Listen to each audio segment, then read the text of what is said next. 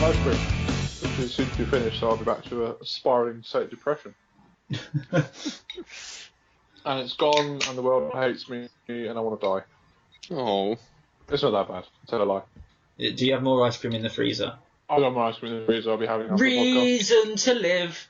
Welcome back to Would Job Rather, and we were not talking about celebrities' breasts. How have you all been?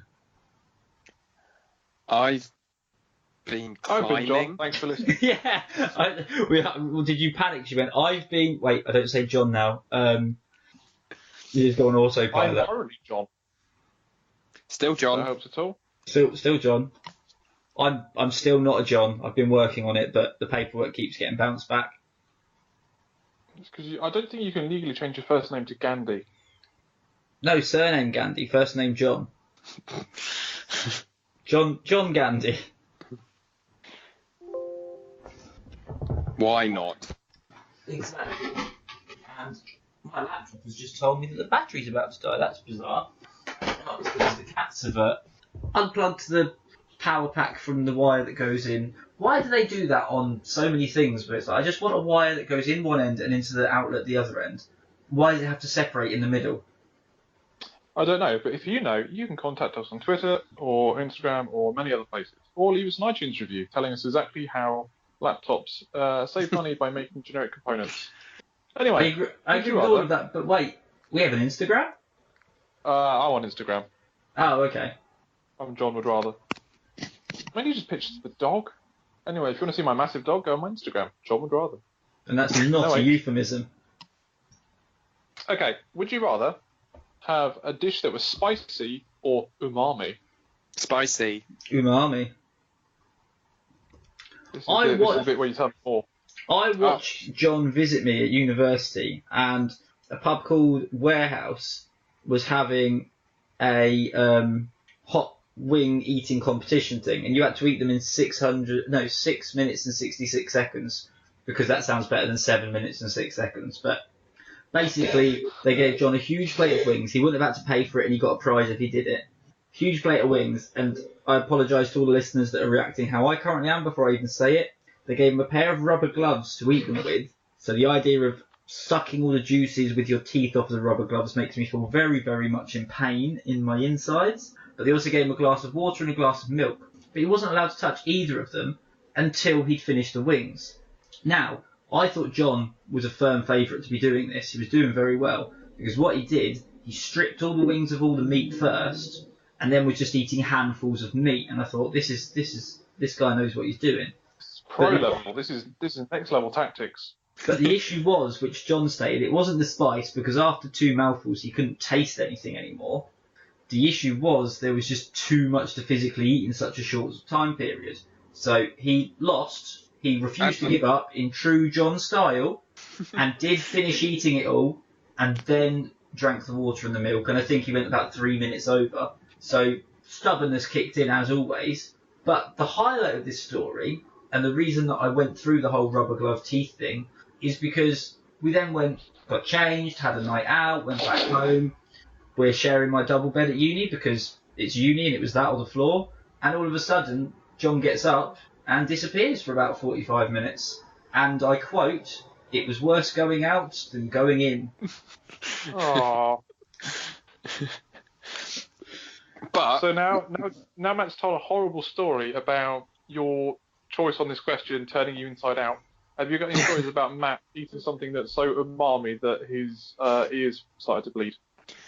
I don't, and that's the beauty of that story. Is even though it ended badly, I suppose, eating spicy food is an incredible story. I've never heard of anybody having a story to tell about eating umami. That's true. I mean, that's What happens because... if you don't like being in pain? But I like spicy food. I can't handle spicy food. So when I find a food that's got that right level, and when I say I can't handle it, I mean, I wouldn't say mayonnaise is spicy, but it's getting there. No, that's a joke. You know what I mean? Like, the hot wings at KFC, just about. And a lot of people would say that's not spicy. But if you don't, it gets to a certain point with spice where what's even the point? You can't taste anything anymore. You're just killing all of your taste receptors. And umami is just present in so many different foods. It's a big staple in Chinese. It's basically there in any single meat-based thing, like Marmite. Just like me, even though I don't like Marmite, you either love it or hate it. That's a key umami flavour. Whereas spice, you can put spice in any food, and when you get to a certain level, you're not tasting the food anymore. It's just the spice. I didn't say, did you want to eat so much spicy food your face melts? I just said spicy food. I know, but In fact, if we go back to the question, I didn't even say spoon. I didn't even say food. I just said spicy or umami. So you could have it like toothpaste and rinse it out afterwards. I don't know. Ooh, spicy toothpaste. The great thing about spicy food is once you get into it, it is highly addictive. You get an adrenaline rush from, and this is purely scientifically speaking, of course, you get an adrenaline rush from eating spicy food because your body goes into fight or flight mode, and that is the same sort of kick that I think you'd get from like taking heroin, but it doesn't ruin your life. Wow. Okay. So let's go to Glasgow and revisit Train Spotting, but we'll do it with files instead. Yeah, I mean, imagine the number of lives that wouldn't have been ruined if the junkies had discovered Vindaloo rather than... Yeah. There's so much less danger involved with umami. If you were to create a dish or even a product, things we're not talking about food, that was more umami than spice or more spice than umami, the umami one's going to be more popular just because it's more universal, because it's present in more foods. Gotta risk it for a biscuit. But then I guess it depends what level of spice you're talking about. I've known people, and I'm not this bad, just a little bit of black pepper and you've ruined the dish. Oh, really? Yeah. Please don't tell me that's someone I know. Do I know them? Do I need to eradicate them from my lives? I've been advised by my lawyers not to say. And then I guess as well, I mean, I'm a big fan of having a honey mustard mayo and ham sandwich. Not too spicy because you're getting rid of it with the mayo and the ham, the honey. So at what point do we classify it as the spice? More importantly, motherfucking Twiglets. Yeah, Twiglets, but like Nobby's nuts, the chili ones, they're really Moorish. And Twiglets are Marmite flavoured anyway. I know. So, but you're it's not like it's Marmite, not, but you love Twiglets. Yeah, it's really bizarre. I think it's because it's not concentrate. To be fair, John doesn't sit there and eat chili powder just with a spoon. I'm sure he would, to be fair, but... Well, you don't have to, because you can just eat raw chilies, which John has done. Yep, committed to the cause. See, I'll happily eat the extreme version of mine, whereas if Marmite is the extreme version of umami, you're not even committed to that. But we're not talking about the extreme version. Plus, it was a fad a while ago. It still exists in certain places. In places like Vodka Revs, where you do shot roulette. What's the bad flavour? The chili flavour. Nobody wants that flavour. However, I guarantee you, if you had a nicer meaty umami flavoured shot, people would go mad for it. Why is there no such thing as bacon shots? John, get onto the phone to the scientists. Get them working on the bacon shot technology. Okay. When was the last time you watched Epic Mealtime? Wait, how did I forget? We've done bacon shots, haven't we? We did bacon grease shots. When we went camping and I was cooking bacon and everyone went over and poured all their alcohol in, so we just poured the greasy alcohol bacon mixture into cups and everyone drank it. Was I there? Did you come camping at Grafton Water? No. No. Yes. I remember that. Our good friend Tom was violently sick. And nearly taken out. I remember also going camping. Something was thrown in the fire and it exploded. It was either like a tin of beans or a deodorant. That was our friend Cat Bomb. It was a child-sized tin of spaghetti hoops. He wanted to heat it up, so he just threw it into the fire. Didn't think about what might happen in a pressurized container like that, and it exploded. And everyone went, that's really funny, because the tin flew out and hit him in the balls, and spaghetti hoops went everywhere. And it was really funny until we looked next to Cat Bomb, where also at his groin level was the lid stuck into a tree, like a fucking ninja star. Jesus. So It was quite worrying. be grateful that it was the tin that hit you in the Nads Cat Pod. But yeah. Spicy wins because I like spicy. You do get better stories. Yeah. Unless you tell me spaghetti hoops is umami. It is. No, it's not. Tomatoes It's are very just replaced pasta. tomatoes are extremely high in umami, and the only flavour in spaghetti hoops is from the tomato sauce. And the sugar. Well, and the sugar, And yeah. there's like 3 spoonfuls of sugar. Anyway, like tomatoes aren't like umami. It depends what type of tomato. You can have sweet ones or tangy ones. Umami's like mushroomy, gravy, meaty, thick goodness. Tomato is high in umami, but you've made your decision. Don't worry, it's fine. What about a beef tomato? Is that like double umami? That's umami squared. Ah, so it's to the power of, not just plus. Yeah, Okay. I'm sorry, I doubted the umami. that's fine. Okay. Has anyone got a suggestion of the week? I have a very Dreamcast. educational and interesting one, and it will encompass both the umami and the spicy lovers in all of us. So, I, for the first time about 2 weeks ago, had my first pot noodle. Ever. I've still never eaten noodle. I've had noodles before and I like them, but I just never bothered with a pot noodle. And then Lauren said to me, well, you know, when you get home from work and you're hungry but not hungry and it's like 1 a.m, and I went, yeah, I'll give it a try. And I got a few flavours. And I went, oh, that's quite good actually. So every now and then, you know, when you're like peckish but not hungry, because it's not a meal, is it? It's noodles. I was like, I'll give it a try. So I've been working my way through the flavours. Anyway, first time I went, I bought King pot noodles. I thought, yeah, they'll be bigger. Last time we went shopping a week ago, they had King pot noodles for £1 or regular pot noodles for 50p, all on offer. And Lauren said, why don't you get the King pot noodles for £1? So I said, well, I like to shop by weight, so let's have a look, shall we? Do you know how many more grams there are in a King pot noodle compared to a regular pot noodle? 10. It was in the teens. I can't remember exactly, but it was something like 17 more grams. I think a pot noodle was 90 grams, and a King pot noodle, it was either 107 or 117. But either way, it was less than 30 grams more. But it's marketed as though it's double the size and twice the price. So I went, I'll just buy twice as many pot noodles for the same price. So there's my advice. Not necessarily aimed just at pot noodle, but shop by weight. I think that's excellent advice. Quaker Oats do a reduced sugar and reduced salt version. They say they've taken 33% of the sugar and salt out of the porridge mix. What they actually do is they sell you a sachet that's 33% lighter than a standard sachet. Yeah. They literally sell a third less and charge you the same money. Since we're on the category of shopping by weight, can I tell you something that grinds my gears? Please do. If you buy washing powder / liquid and you want to work out what's the best value, shops do this thing where they tell you how much it is either per 100 grams, per milliliters, or how many washes. And if you have all 3 scales in one shop, how the bloody hell are you supposed to compare prices? You can't, and that is the scam. Well, see, this is where it varies. When it comes cereal, it tells me washes. Yeah.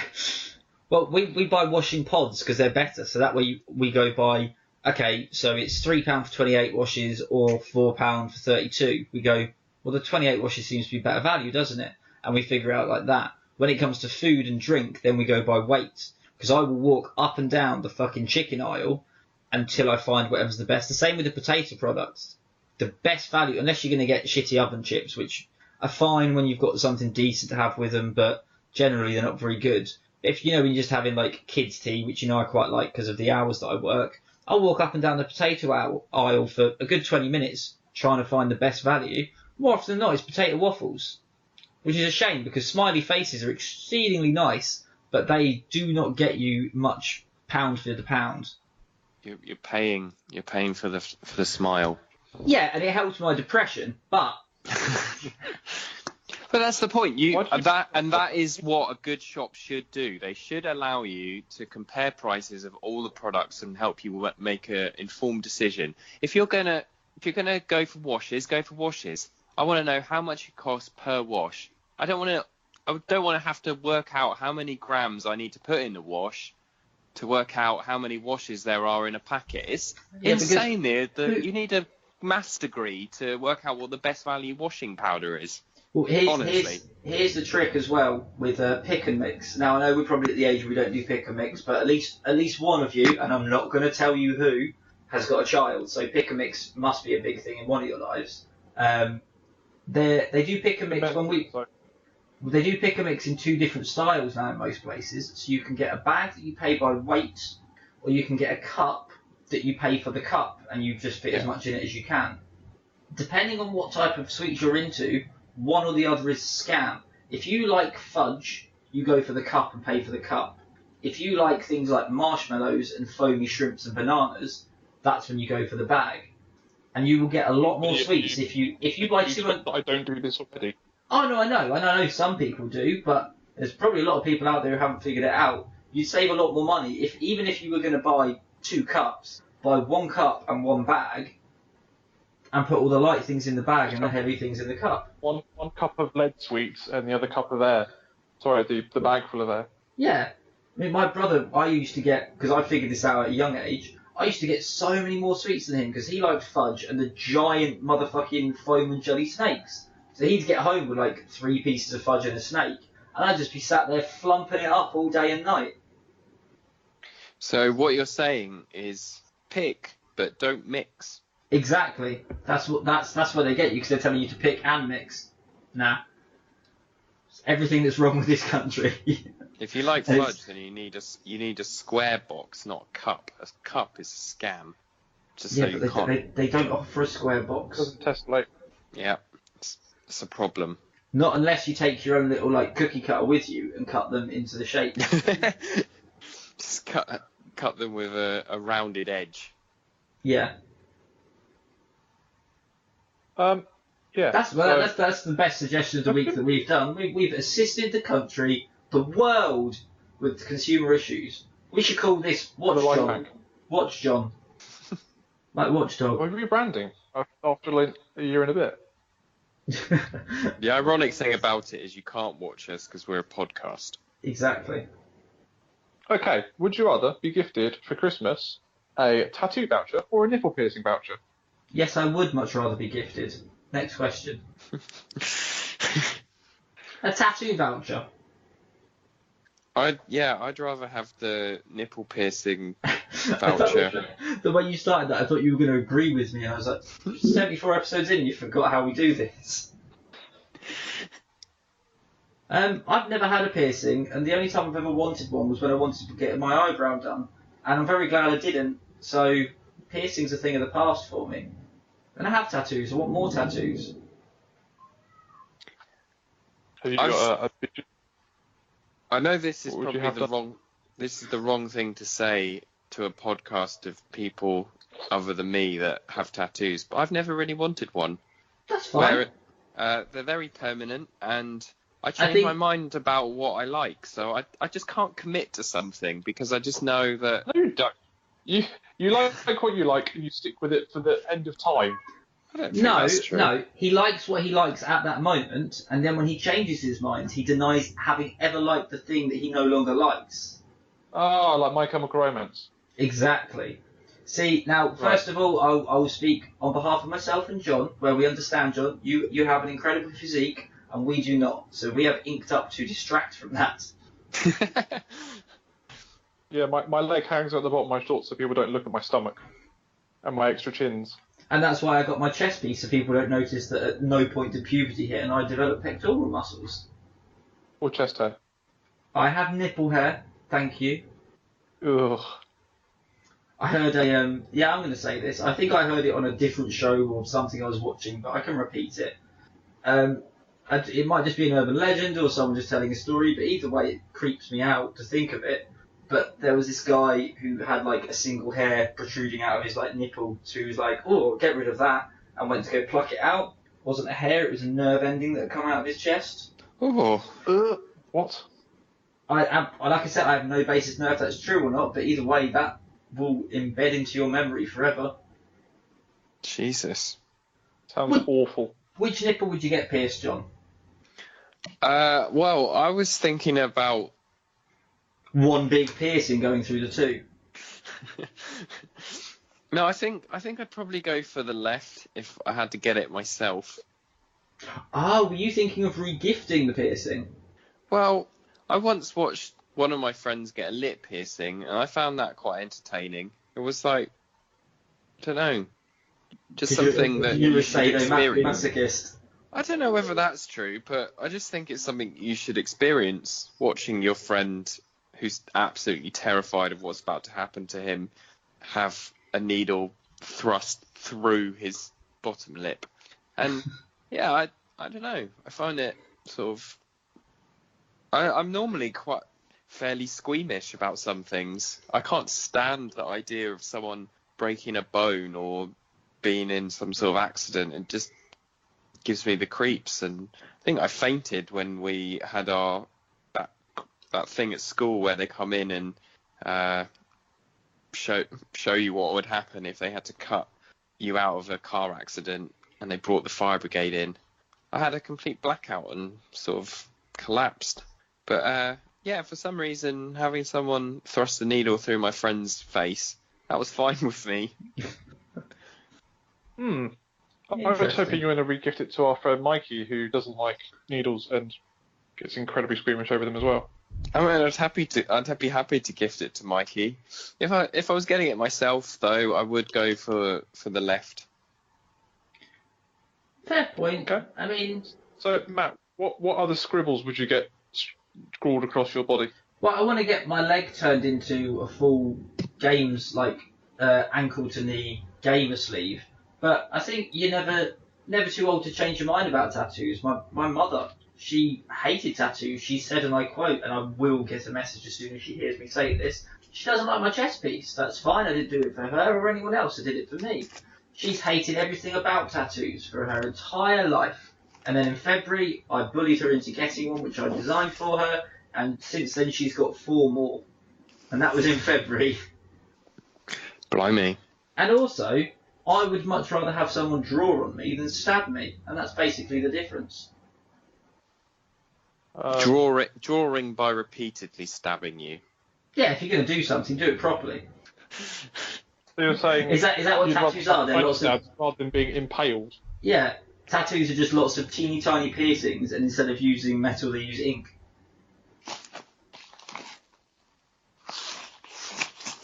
I guess the only benefit I would say, which this might come out to harm me, the only benefit with getting a piercing over a tattoo is it's much easier to reverse a piercing. But I think if you've made a decision, fucking stick to it. If you make a decision, you should have to live with the consequences forever. Yeah, you should do. It's the only way that people will learn. If we don't exit the EU, then we'll just feel like, what was the point? We'll have wasted years. And that's just because it's getting ever so closer, and every day I read something new in the mail. We might have the shortest Prime Minister yet, from what I've heard. But anyway, make a decision. Boris Johnson's only 6'1". Ha ha ha. But no, you make a decision and stick with it. There's too much flip-flopping in everything people do. It's the modern culture of, should we watch this on Netflix tonight? And then you sit down and you spend an hour looking through what else you could watch just in case it's something better. Or on Tinder scrolling through going, there might be someone else around the corner. Make a decision, stick to it. Everyone should be allowed to decide anything once and that's it. So what you're saying is, on Tinder, you should have to choose someone and be stuck with them forever. It should lock you out until you can prove, until both parties have gone back onto Tinder and said over. You'd have to click on Tinder and go, we're talking, and it blocks your account, and until both of you untick that we're talking, then you can't carry on with Tinder. I think that would be a better feature, because I've never had to do internet dating, but I'm quite old-fashioned, and I think if you're chatting to somebody and you start chatting to somebody else at the same time, that's basically cheating. So do you classify us recording this as a threesome then? No, because I have no intention of getting romantically involved with either of you, and I made that clear in terms and conditions at the beginning. Look, That hurts me. we already said that you were out of our league at the beginning of this conversation. There's no need for you to say it as well. Jesus. It's taken both of us 5s to reach your aspiration of being a 10. Still not good enough for you. No. Yeah, that's how you make us feel, John. Matt wins. It's not.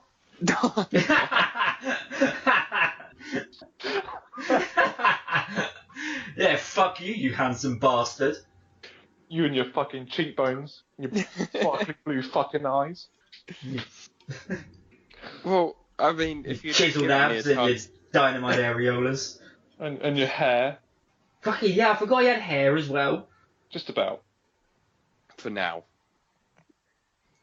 I mean, if you'd let me explain it, I would have said, like, not because I review Don't dig your hole anymore. Tattoos win. Next question. Aren't marriage material, Tattoos but I'm already wow. married.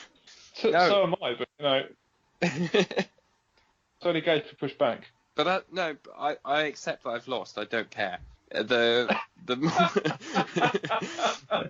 I just want to put it on record that it's consistent with what I said about Tinder. I don't like the idea that you can talk to multiple people at once. I just think it's just wrong.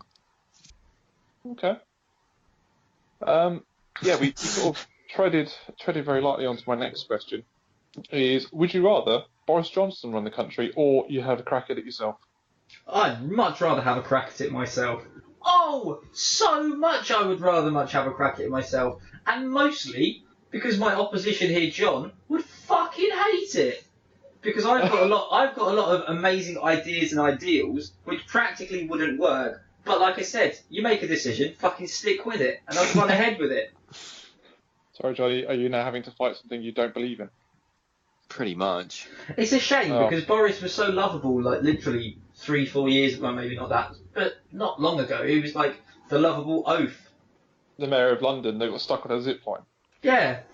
And yeah, I mean, taken Boris bikes, who actually he didn't even commission them to be in London. It was someone else, and they turned up when he was in charge, and everyone thinks he's a hero for it. I think everybody misses the London mayor who was pro-immigration, sort of liberally minded, and if we could have that old Boris back, not too serious, makes jokes, is an ambassador for London. The old Boris who once started addressing a room full of people. I can't remember what it was a conference or something, but he said, "Me, who has single-handedly insulted nearly every great city in this great country," or something along those lines. Yeah, if we could have that guy back, then yeah, sure, I'd like him. I'd be happy for him to have a crack at running the country. Yeah, we don't have that guy anymore, and he's a massive.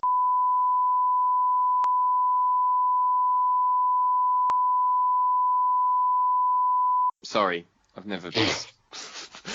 Oh my God, we've broken John. Ladies and gentlemen, you have your first C-bomb from John. I've never heard John so angry. I know where this conversation is about to go, so I'm assuming Should I change the ask... question slightly? No, I'm assuming you're going to ask me what my platforms are. No, I was going to say, would you rather... Okay, so, Matt, you're another crack at running the country. John is angry at Bojo, so would you rather Jeremy Corbyn run the country? Me? Yeah. Jeremy Corbyn or me? Is that the question? Jeremy Corbyn or Matt? Matt. Yeah, I can promise you one thing. I wouldn't go on stage with Stormzy. Oh, Good. mate, I would. I've never listened to any of his music. I'm sure it's good. It's just not my cup of tea, from what I understand. But it would be so much easier for the prime ministers if back in the day, this whole like social media world is where you're losing it. If you spent less time going around and eating pork sandwiches and buying Greg's butties and abseiling and going on stage with Stormzy at Glastonbury and all of that shit, and spent more time doing your job and less time worrying about what the public think of you, do you think when I'm in work fucking serving people in a restaurant and managing rotas, I'm there going, oh, but what does the public think? No, I'm here to do a job. Just fucking get on and do it. The public are the people that vote for him. If he doesn't win over the public, he doesn't have a job.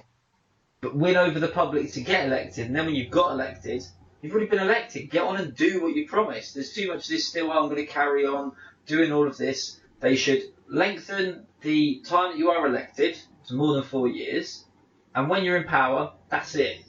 You chained in that house for 10 years. You wanted this job. Now fucking do it. And you sat just like in Parks and Rec, Mayor of Icetown. Stand by your convictions. Do what you're gonna say, by hook or by crook. And if at the end of it you didn't do it, fine, you're shit. But how many shit prime ministers have we had in our lifetime? Took a consensus, it would be all of them.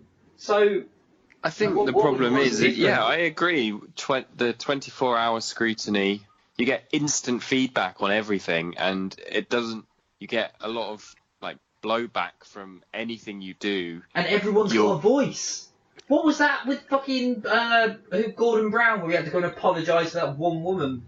Like that. How much of that time did it take up that you could have been like raising money for the homeless or stopping the NHS from eventually getting privatised or whatever the fuck's going on in the country? No, we wasted like 2 weeks of news media coverage and our Prime Minister and his whole cabinet's time because he called her a bigot. She probably fucking was. Who cares?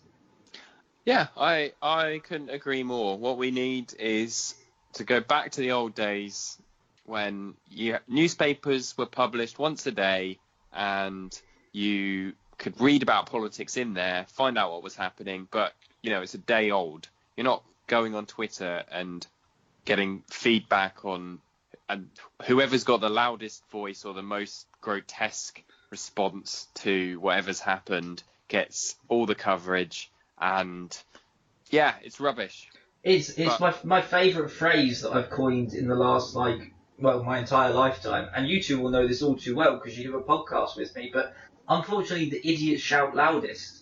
The intelligent people will sit and have a conversation about it, but idiots will just go out there and, we should. And I'm not going to give up any examples because I'm bored of talking about all of this bullshit, but let's just get on with it. There's more to worry about. Let them get on with it, and then when it gets to the end, we'll do a 360 review. Everyone can have their say. We'll send it all to them in a big paper, in like a big stack of letters. This is what everyone in the country thinks of you. Everyone who wanted to take the time to let you know after your however many years in office, and they go, thanks very much, because they'll take a lighter to it, and they'll go and enjoy the money they've made from the job in a nice island somewhere where they don't have to worry about it anymore. Until they come out from all of that hiding and holidaying they're doing 10 years later, when everyone's forgotten what a bad job they did, to then pass judgment on the new people that are doing it. I vote for Matt because at least he might have a lot of bad ideas, but at least he has the convictions. Whereas Boris, massive flip-flopper, just does whatever he thinks will get him elected, and I'm sick of him. And plus, you already know my platform. Day one of being the Prime Minister of this country, I'm going to disband the government, give all the power back to the monarchy, and we're going to invade France. Do you still stand by your decision? It's not a manifesto, it's a postcard. It's just, dear France, we're coming for you. It's nothing against France, it's just because it's the closest place. You could go for Ireland. And you're a lot... Well, no, because it's the entrance to Europe. I just want to still move forward with time, but hit rewind and slowly take back the British Empire. This might be a bit controversial, but I saw a Facebook post that one of my colleagues, who is very, build a wall on occasion without seeing the bigger picture. He said, how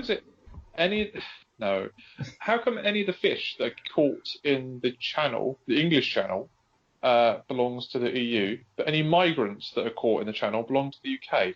I have no knowledge as to how accurate that is either way, so... Neither's accurate.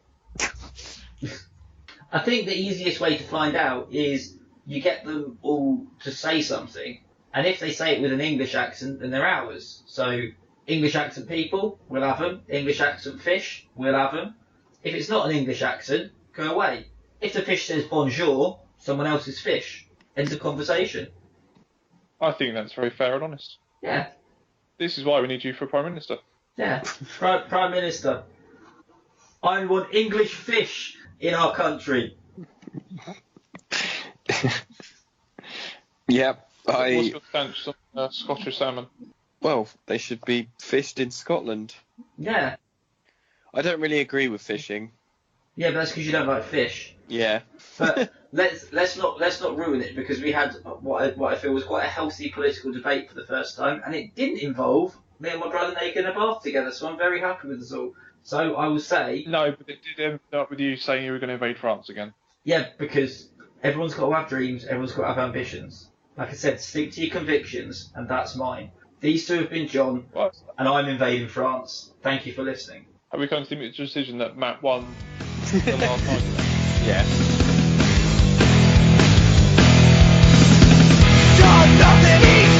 Somebody do it, where everybody goes, I'll never know it, always know it.